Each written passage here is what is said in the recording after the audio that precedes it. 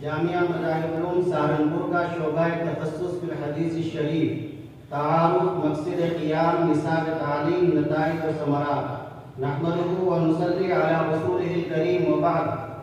حضرات گرامی قدر، جامعہ مذاہب العلوم کے متخصصین کے اس علمی اور باوقار اجتماع کی مناسبت سے یہاں اس شعبے کی ضرورت و اہمیت، تعارف، مقصد قیام، نصاب تعلیم اور اس کے خوشائن نتائج و ثمرات کے عناوین کے تحت مختصر طور پر چند معروضات پیش کی جاتی ہے۔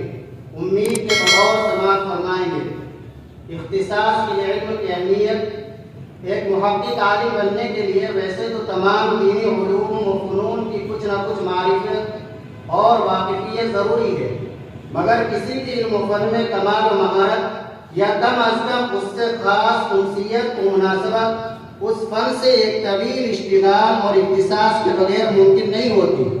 مبرد نحوی فرماتے ہیں، جو باکمال عالم بننا چاہتا ہے اس کو چاہیے کہ ہر علم سے بقدر ضرورت حاصل کر لے، پھر کسی ایک فن کو اپنا موضوع بنائے اور اسی میں کمال پیدا کرے۔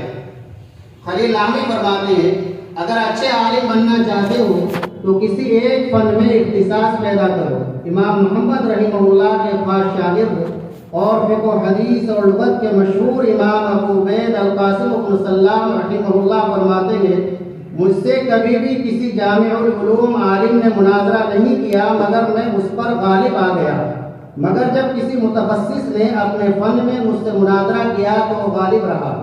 لغت کے مشہور امام اصمعی رحمہ اللہ فرماتے ہیں، ہر فن میں مجھے اصل تعاون اس کے متخصص سے ملا ہے۔ تخصص فی الحدیث کی اہمیت۔ ویسے تو تمام علوم و فنون ہی کا معاملہ یہی ہے کہ ان کے اندر کمال اور مہارت ان میں خصوصی اشتغال کیے بغیر نہیں حاصل ہوتی، مگر علم الحدیث اپنے موضوع کی شرافت، مقصد کی رفعت، مباحث کی وسعت، مسائل کی کثرت اور نتائج کی نزاکت کے لحاظ سے نہایت عظیم تر اور اہم ترین فن ہے۔ اس لیے اس سے مناسبت پیدا کرنے کے لیے مزید اشتغال اور اختصاص درکار ہوتا ہے۔ عبداللہ بن مبارک رحمہ اللہ سے دریافت کیا گیا، حدیث کی طلب کب تک جاری رکھنی چاہیے؟ فرمایا، اگر اللہ چاہے تو موت تک۔ عبد الرحمن بن مہدی رحمہ اللہ فرماتے ہیں، انما مثل صاحب الحدیث بمنزلۃ استمسار اذا غاب عن السوق 5 ایام تغیر بصره۔ حدیث کا طالب علم دلال کے مانند ہوتا ہے، چند روز بھی بازار سے دور رہے تو اس کی فنی مہارت میں فرق آ جاتا ہے۔ حدیث شریف میں ہے، تعاہدوا هذا القرآن فوالذی نفس محمد بیدہ لہو اشد تفلتا من الابل فی عقولها۔ اس قرآن کو لازم پکڑے رہو، خدا کی قسم یہ لوگوں کے سینوں سے اس سے بھی کہیں زیادہ جلدی نکل جاتا ہے جتنا کہ اونٹ رسی اڑا کر بھاگنے کی کوشش کرتا ہے۔ تو جس طرح قرآن کی حفاظت کے لیے اس سے دائمی اشتغال ضروری ہے، اسی طرح حدیث سے مناسبت پیدا کرنے اور اس کو باقی رکھنے کے لیے بھی دائمی اور ہمہ وقتی اشتغال ضروری ہے۔ البتہ طلباء کے اندر اس فن کا شوق و طلب پیدا کرنے کے لیے بعض ماہرین فن اپنے یہاں شعبہ اختصاص قائم کرتے ہیں، جس کا مقصد یہ ہوتا ہے کہ طلباء یہاں رہ کر اس فن کے ابتدائی خطوط سے واقفیت اور اس کے اصول و مبادئ کی معرفت حاصل کر لیں گے تو جن کو ذوق و شوق ہوگا ان کے لیے اس اختصاصی نصاب و نظام کی روشنی میں اپنا آئندہ کا لاحیہ عمل طے کرنے میں بتوفیق الہی سہولت اور آسانی میسر ہوگی۔ موقع کی مناسبت سے یہاں شیخین جلیلین محقق العصر حضرت مولانا عبدالرشید صاحب نعمانی رحمہ اللہ سابق رئیس شعبہ تخصص فی الحدیث الشریف جامعہ اسلامیہ بنور ٹاؤن اور حضرت الاستاذ مولانا محمد عاقل صاحب دامت برکاتہم العالیہ شیخ الحدیث و ناظم اعلیٰ و نگران حال شعبہ تخصص فی الحدیث الشریف جامعہ مذاہب العلوم کے مابین ہونے والے اس مکاتبت کا ایک اقتباس پیش کرنا فائدے سے خالی نہ ہوگا، جو مقدمہ یا منظور کے ضمیمے میں درج ہے۔ حضرت مولانا عبدالرشید نعمانی رحمہ اللہ نے حضرت الاستاذ دامت برکاتہم کو لکھا، یاد آتا ہے کہ تخصص فی الحدیث کے بارے میں آپ نے دریافت فرمایا تھا، محترمہ تخصص تو وہ ہیں جو شیخ کی خدمت میں رہ کر حاصل ہو، جیسے آپ کو حضرت شیخ نور اللہ مرقدہ کی خدمت میں رہ کر حاصل ہوا، یا حضرت شیخ رحمۃ اللہ علیہ کو حضرت سہارنپوری رحمہ اللہ کی خدمت میں رہ کر حاصل ہوا۔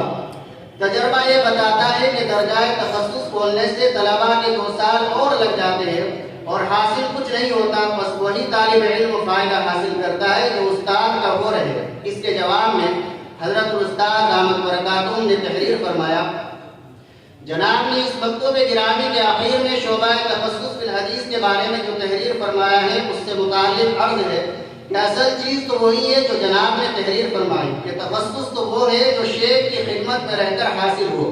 باقی شعبے کا فائدہ یہ ذہن میں ہے کہ طالب علم کو 2 سال تک استاد حدیث کی خدمت میں رہ کر وہ کتب حدیث جو اب تک نہیں پڑھی ہے اور نہ اس کی نظر سے گزری ہے وہ سامنے آ جائے، تو ہو سکتا ہے اس کوشش کے ذریعے کسی خوش قسمت کو اس فن میں آگے بڑھنے کا شوق پیدا ہو جائے اور وہ اس میں لگ جائے، گویا اس کو لائن پر لانا مقصود ہے۔ لیکن اگر وہ اس شعبے سے فارغ ہو کر یہ سمجھنے لگے کہ اب میں محدث بن گیا تو یہ اس کی نادانی ہے، اور ایسے شخص کے لیے اس شعبے میں داخل ہونا ہی مضر ہے۔ اصل چیز سچی طلب ہے، اگر اس شعبے میں داخل ہونے سے کسی میں وہ پیدا ہو جائے تو یہ بہت فائدہ ہے۔ جامعہ مظاہر العلوم کا شعبہ تخصص فی الحدیث حضرت صدر المدرسین دامت برکاتہم کے بیان کردہ اس مقصد کے پیش نظر بھی اور مظاہر علوم کی خدمات حدیث کے تاریخی تسلسل کے بقا و استحکام کی فکر کے تحت بھی سرزمین ہند پر سب سے پہلے جامعہ مظاہر علوم سہارنپور میں شعبہ تخصص فی الحدیث کا آغاز کیا گیا۔ اس شعبے کا قیام کب عمل میں آیا، قیام کے سلسلے میں کیا مراحل پیش آئے، مزید کن کن امور کو شامل مقصد کیا گیا اور عملی طور پر اب تک اس شعبے کے کیا نتائج پر عمل ہوئے، ان سب سوالوں کے تفصیلی جوابات کا علم اس شخصیت سے حاصل ہو سکتا ہے جس کی مساعی جمیلہ کا شعبہ اپنے قیام، استحکام اور ارتقاء کے تمام مراحل میں پوری طرح سے مغرور منت رہا ہے۔ ہمارے اس سے مراد مظاہر علوم کے امین عام حضرت مولانا سید محمد شاہد صاحب سہارنپوری مددلون کی ذات گرامی ہے۔ آپ نے اس موضوع سے متعلق اردو عربی اپنی مختلف تحریروں میں نہایت مفصل اور مستند تفصیلات درج فرما دی ہے۔ بالخصوص آپ کی تازہ ترین تصنیف تخصص حدیث شریف اور اس کے متخصصین کے تمہیدی صفحات میں اس کی مکمل وضاحت ملاحظہ فرمائی جا سکتی ہے۔ شعبے کے قیام کے مقاصد۔ پہلا مقصد، کسی بھی شرعی علم کا پہلا اور بنیادی مقصد تو ظاہر ہے، اللہ کی مرضیات و نامرضیات اور احکام و مسائل کی معرفت حاصل کر کے اپنے ظاہر و باطن سے اس پر عمل کی کوشش کرنا ہے۔ اس کے علاوہ علم حدیث کی ضرورت اور حالات و مسائل کے تقاضوں کے تحت اس دور میں شعبہ تخصص فی الحدیث کے قیام کے مقاصد اور بھی ہیں۔ دوسرا مقصد، فن، اصحاب فن اور کتب فن کا تعارف، ان سے مناسبت اور فن کے تعلق سے پیش آنے والے مشکلات کا حل۔ تیسرا مقصد، دین کی اس کی اصل شکل میں حفاظت و صیانت، جیسا کہ سیدنا حضرت عمر رضی اللہ تعالی عنہ نے فرمایا کہ عنقریب ایسا زمانہ آئے گا کہ کچھ لوگ تم سے متشابہات قرآن کے بارے میں مجادلہ کرنا چاہیں گے تو تم ان کا مقابلہ احادیث کے ذریعے کرنا، کیونکہ کتاب اللہ کی صحیح مراد احادیثی کے ذریعے جانی جا سکتی ہے۔ سیدنا حضرت علی رضی اللہ عنہ نے جب حضرت ابن عباس رضی اللہ تعالی عنہما کو خوارج سے مناظرے کے لیے بھیجنا چاہا تو فرمایا کہ ان سے صرف قرآن کے حوالے سے گفتگو مت کرنا، اس لیے کہ قرآن کے الفاظ میں بہت توسع ہوتا ہے، لہذا ان سے حدیث کے حوالے سے گفتگو کرنا، کیونکہ قرآن کی صحیح مراد کی تعین حدیثی سے ہوتی ہے۔ اس تناظر میں حضرت مولانا محمد منظور نعمانی کی یہ بات نہایت قیمتی بھی ہے اور بالکل بجا بھی کہ اللہ تعالیٰ نے علم حدیث میں فتنوں اور فکری انحراف سے محفوظ رکھنے کی خاص تاثیر رکھی ہے۔ ہر زمانے کے مخصوص سیاسی و اجتماعی حالات نے امت مسلمہ کے لیے متعدد فتنے کھڑے کیے، بس اوقات ان فتنوں کے سیلاب میں بہہ جانے سے جو لوگ بچ رہے وہ بھی ان سے متاثر ہوئے بغیر نہ رہ سکے، لیکن بحیثیت مجموعی امت کو انحراف سے بچانے والی چیز علم حدیثی ثابت ہوا۔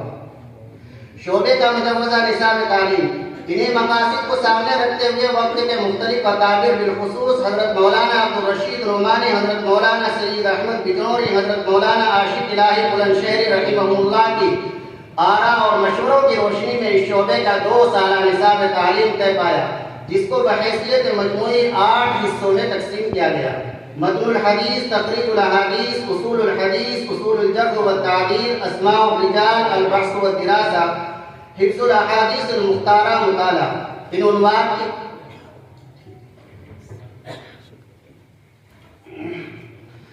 یہ مذکورہ بالا نصاب و نظام کے نتائج و ثمرات حضرات اکابر کی دعاؤں و توجہات، حضرات منتظمین کے مسائل اور کاوشوں اور حضرات اساتذہ اکرام کے خلوص و قربانیوں کی بدولت بفضلہ تعالی شعبے کی گزشتہ 25 سالہ کارکردگی کافی حوصلہ افزا اور لائق شکر و امتنان رہی۔ مناسب معلوم ہوتا ہے کہ یہاں اس شعبے کے ذریعے سے انجام پانے والی ریکارڈ میں موجود حدیثی خدمات کا خلاصہ پیش کر دیا جائے، جس کو ہم ان عنوان کے تحت تقسیم کر سکتے ہیں: بحوث و مقالات، تحقیق و دراسات، تخریج احادیث متفرقات۔ بحوث و مقالات کو 4 حصوں میں تقسیم کیا جا سکتا ہے: فن حدیث سے متعلق کسی موضوع پر لکھے گئے مقالات، حدیثی شخصیات پر لکھے گئے مقالات، دفاع السنہ کے عنوان کے تحت لکھے گئے مقالات، دفاع الحنفیہ کے تحت لکھے گئے مقالات۔ فن حدیث سے متعلق لکھے گئے مقالات: منہج النقد عند المحدثین العمل بالحدیث الضعیف، مقایس النقد عند المحدثین، معرفت من اختلط من الرواة والثقات، التحقیق والتبیین فی التدلیس والمدلسین۔ یہاں تک کہ تمام مقالات حضرت مولانا زین العابدین اعظمی رحمہ اللہ اور حضرت مولانا عبداللہ معروفی مددلہم کے زیر نگرانی لکھے گئے ہیں۔ السعی المفاد في دراسة الحديث المنكر والشاذ، الأحاديث الضعيفة تعريفها وأنواعها، الإلمام بما في المستدرك للحاكم من الأوهام، منهج الإمام الدارقطني في علل الأحاديث، الأحاديث المتعارضة من كتاب الصلاة تطبيقا وتجريها، أصول شرح الحديث۔ یہ وہ مقالات ہیں جو حضرت مولانا زین العابدین اعظمی اور حضرت مولانا خالد سعید صاحب کی زیر نگرانی لکھے گئے۔ الشیخ ظفر احمد العثمانی حیاتہ و خدماتہ فی علوم الحدیث، الشیخ زکریا الکاندھلوی واثرہ فی علم الحدیث، الشیخ طاہر الفتنی واثرہ فی علم الحدیث، الشیخ عبد الفتاح ابو غدہ فی ضوء تالیفاتہ و تحقیقاتہ۔ یہ وہ مقالات ہیں جو حضرت مولانا زین العابدین اعظمی اور حضرت مولانا عبداللہ معروفی صاحب مددلہم کے زیر نگرانی لکھے گئے۔ الشیخ زکریا الکاندھلوی حیاتہ و خدماتہ فی جامعہ مذاہب العلوم، الشیخ خلیل احمد السہارنپوری حیاتہ و خدماتہ، الدفاع والإمام التعارف و کتاب شرح معانی الآثار۔ یہ وہ مقالات ہیں جو حضرت مولانا زین العابدین اعظمی اور مولانا خالد سعید صاحب کی زیر نگرانی لکھے گئے۔ الدفاع والسنہ فيما آثاره منکر والحدیث من الشبہات، اخبار الآحاد وحجیتها عند العلماء، ظاہرۃ تحکیم العقل في قبول الحدیث ورده۔ یہ مقالات حضرت مولانا زین العابدین اعظمی اور مولانا عبداللہ معروفی کی زیر نگرانی لکھے گئے۔ نیل الشفا بخمس الزبار فی غنا حدیث پاک کا تشریح مقام اور حجیت حدیث پر اعتراضات اور ان کے جوابات، ابو حنیفہ و مکانتہ فی الحدیث، الامام ابو یوسف و مکانتہ فی علم الحدیث، میزان الاحناف فی قبول الاحادیث وردها، اصول و نقد متون سنت عند الحنفیہ۔ یہ مقالات حضرت مولانا زین العابدین اعظمی رحمہ اللہ کے زیر نگرانی لکھے گئے۔ دراست علمیت فیما سکت عنہ ابو داؤد فی سننہ، زیر نگرانی مولانا زین العابدین اعظمی و مولانا خالد سعید صاحب۔ دراست حول قول الحافظ ابن حجر فی التقریب مقبول، تحقیق و دراسہ کتاب المختلف والمختلف، زیر نگرانی حضرت مولانا خالد سعید صاحب۔ الدفاع عن احادیث جمع الفوائد التي حکم علیہا بالوصف، تحقیق و دراسہ کتاب مشتبہ السنہ۔ یہ علمی کام ابتداء حضرت مولانا زین العابدین اعظمی رحمہ اللہ کی زیر نگرانی شروع ہوا، بعد میں تکمیل مولانا خالد سعید صاحب کے اشراف میں ہوئی۔ دراست الاحادیث المنکرہ من جامع الترمذی و منتبہ النسائی، دراست و تحقیق امان الاحبار علی شرح معانی الاثار، زیر نگرانی مولانا خالد سعید صاحب۔ تخریج احادیث جمع الفوائد من جامع الاصول و مجمع الزوائد، زیر نگرانی حضرت مولانا زین العابدین۔ تخریج احادیث الکریم فی احادیث النبی الکریم، زیر نگرانی حضرت مولانا زین العابدین۔ تخریج احادیث الموصول للسرخسی، یہ عظیم الشان علمی کام ابتداء حضرت مولانا زین العابدین اعظمی رحمہ اللہ کی زیر نگرانی شروع ہوا، بعد میں مولانا عبدالعظیم صاحب کے اشراف میں آگے بڑھا اور اس کی تکمیل ہوئی۔ تخریج احادیث مشکات المصابیح، یہ عظیم علمی کام حضرت مولانا یوسف صاحب کے اشراف میں ہوا۔ تخریج احادیث صحیح البخاری ما بقیت الستہ، یہ عظیم علمی کام مولانا محمد یوسف صاحب کے اشراف میں جاری ہے۔ تخریج احادیث شرح معانی الاثار الاتحادی، یہ عظیم علمی کام مولانا عبدالعظیم صاحب کے اشراف میں جاری ہے۔ دراسة وتقرير الأحاديث التي قال عنها الترمذي في الباب عن فلان وفلان. جزء أحاديث الاستهاضة زیر نگرانی مولانا عبدالعزیز. تصحیح و نظر ثانی پر حاشیہ بخاری طبع جلیل مولانا عبدالعزیز. جزء احادیث الجساسہ مولانا عبدالعزیز. جزء حدیث من ادرک رکعۃ من الصلاۃ زیر نگرانی مولانا محمد معاویہ. مباحث الجرح والتعدیل زیر نگرانی مولانا محمد معاویہ صاحب. انتخاب الاحادیث المختار علی الحفظ زیر نگرانی مولانا محمد معاویہ صاحب. مختصر تاریخ اسلام زیر نگرانی مولانا محمد معاویہ صاحب. المقارنہ بین اقوال ترمذی فی رواۃ جرح و بین اقوال الحافظ ابن حجر فیہم زیر نگرانی مفتی محمد اسرار. جواب الرد علی ابی حنیفہ ابن ابی شیبہ یہ نظام مفتی محمد اسرار کی زیر نگرانی جاری ہے. تحقیق مراد بن معین من قولہ لیس بشیء زیر نگرانی مفتی محمد اسرار. ملخص کی اصول حدیث مولانا عبدالعظیم صاحب. خلاصہ اصول حدیث مولوی ابو امامہ. تخصص فی الحدیث منہج و مقصد مولانا محمد معاویہ. تحریر مذہب الحنفیہ فی التعامل مع سنت النبویہ. مختصر سیرت پاک الوجوہندی. افادات الشیخ محمد زکریا. تقریر و تحقیق مصباح الجنابی. تحقیق رسول عالم. جامعہ مظاہر العلوم کے قسم التخصص فی الحدیث کا ایک ذیلی شعبہ مجموع شیخ محمد زکریا لتحقیق و دراسہ تعارف اور خدمہ. یہ شعبہ امین عام حضرت مولانا محمد شاہی صاحب مددلوم کی ذاتی دلچسپی اور قابل قدر کاوشوں کا نتیجہ ہے. شعبہ تخصص فی الحدیث میں بطور مشق و تمرین انجام پانے والی خدمات کو معاصر علمی مستویٰ کے مطابق تحقیق، تعلیق اور تقریر سے آراستہ کر کے مطبوعہ شکل میں اہل علموں تک پہنچانے کے لیے 17 محرم 1423 ہجری حسب تجویز شورا اس شعبے کا قیام عمل میں آیا.